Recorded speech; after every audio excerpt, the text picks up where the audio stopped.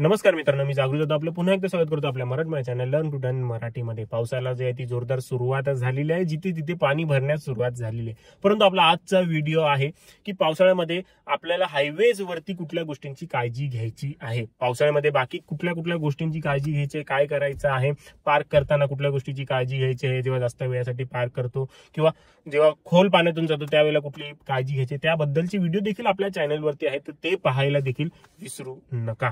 तर मित्रांनो, चला बोलूया की हायवेज वरती ड्रायव्हिंग करत असताना कुठल्या गोष्टींची आपल्याला काळजी घ्यायची आहे। तर मित्रांनो, सगळ्यात महत्त्वाची टिप म्हणजे हायवेवरती जे आपण मोस्टली करत असतो नॉर्मल दिवसांमध्ये, ओव्हरटेकिंगच्या लेनमध्ये राहत असतो, स्पीड जास्त असते तिकडनं, त्यामुळे नेहमी आपण त्याच लेनमध्ये राहतो पटापट जाण्यासाठी। तेच आपल्याला अवॉइड करायचं आहे पावसाळ्याच्या दिवसांमध्ये। मोस्टली आपल्याला मिडल लेनमध्ये राहणं प्रिफेअर करायचं आहे। मित्रांनो, रस्ता जो आहे तो काही असा बनवला गेलेला असतो मोस्ट केसेसमध्ये, आणि तुम्ही पाहिलेलं असेल की जास्त करून पाणी जे आहे ते या दोन भागांमध्ये, जे दोन लेन आहेत तिकडेच जास्त तुंबलं जातं।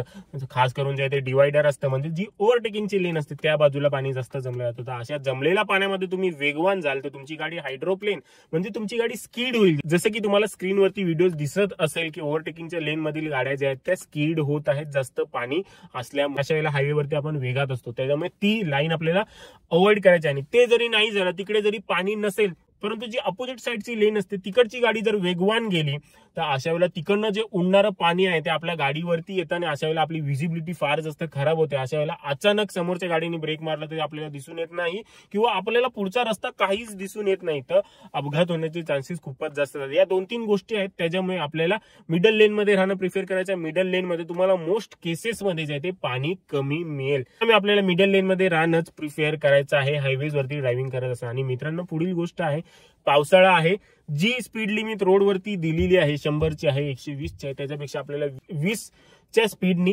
कमी चालायचं आहे। जी स्पीड लिमिट दिलेली असते ती सुख्या रस्त्याची दिलेली असते। जेव्हा पाऊस पडतोय, व्हिजिबिलिटी कमी झालेली आहे, रस्ता जो आहे तो स्लिपरी झालेला आहे, टायरच्या मध्ये आणि रोडच्या मध्ये पाणी आलेलं आहे, ग्रीस आलेला आहे। अशा वेळेला गाडी जी आहे ती स्कीड होते, टायर जे आहेत ते बरोबर ट्रॅक्शन ग्रीप पकडत नाही आणि गाडी स्कीड होऊन ऍक्सिडेंट होण्याचे चान्सेस फार जास्त असतात।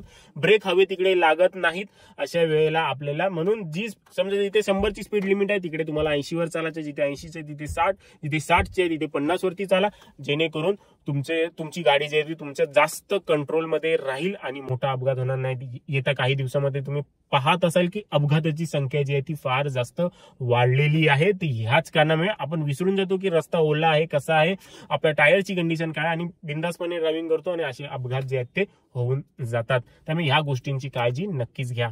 आणि मित्रांनो, सगळ्यात महत्त्वाची गोष्ट म्हणजे आपल्याला फॉलोविंग डिस्टन्स जो आहे तो समोरच्या गाडीमधला आणि आपला गॅप जो आहे तो जास्त ठेवायचा आहे। रोड स्लिपरी आहे, व्हिजिबिलिटी नाही आहे, समोरच्या गाडीने अर्जंट ब्रेक मारला, अर्जंटली थांबली तर आपल्याजवळ देखील रिएक्शन टाइम हवा, आपल्याला देखील थांबता यावं, त्यासाठी डिस्टन्स जो आहे तो आपल्याला वाढवायचा आहे। जसं सुक्या रस्त्या असल्यावरती आपण जवळून ओव्हरटेक करून जातो, तसं आपल्याला पावसाच्या दिवसामध्ये करणं अवॉइड करायचं आहे। डिस्टन्स जो आहे तो आपल्याला 2 सेकंदावरून वाढून 4 सेकंदाचा करायचा आहे। मोठा गॅप आपल्याला ठेवायचा आहे। ओव्हरटेकिंग करताना देखील तेवढाच गॅप ठेवून आपल्याला हायवेज वरती ओव्हरटेकिंग करायची आहे। आणि अशा वेळेला तुम्ही मिरर मध्ये पाहताय की आपल्या फार जास्त कोणतरी जवळून चालत आहे, तर अशा वेळेला ती लेन चेंज करा, त्याला जे ते पुढे जाऊन द्या।